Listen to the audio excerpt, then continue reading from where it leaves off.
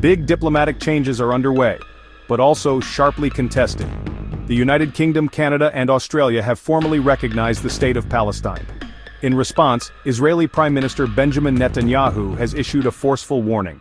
There will be no Palestinian state to the west of the Jordan River. Today, we look at what this means, practically, politically, and where things might go from here.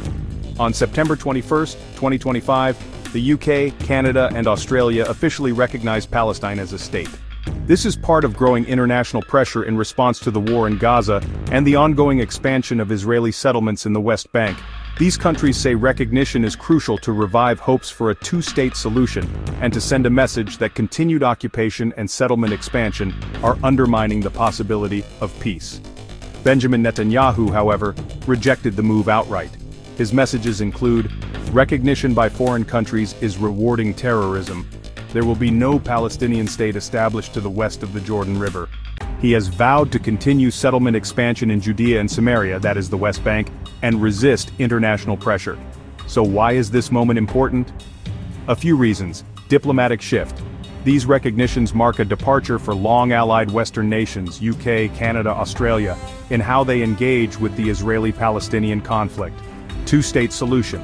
The foundational idea of a sovereign Palestinian state alongside Israel is under increasing strain. Settlement expansion, disagreements over borders, security concerns, all make the two-state option harder. Netanyahu's statement reflects resistance to that framework. On the ground effects, recognition is largely symbolic unless accompanied by concrete changes, territorial arrangements, governance, security. Palestinians welcome recognition, but the daily realities of occupation, conflict, displacement continue.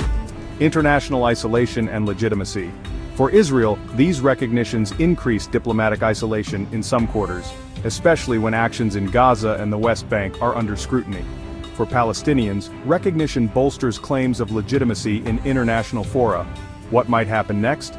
Further recognitions, other nations may follow suit. Portugal already did. More are expected in international bodies, for example, UN General Assembly. Israeli reaction, Netanyahu may take unilateral steps. For example, annexation, intensified settlement building, to solidify control over contested areas. Diplomatic rifts, tensions between Israel and these recognizing countries could worsen, affecting trade, aid, political cooperation. Also could complicate relationships with countries that oppose such recognition.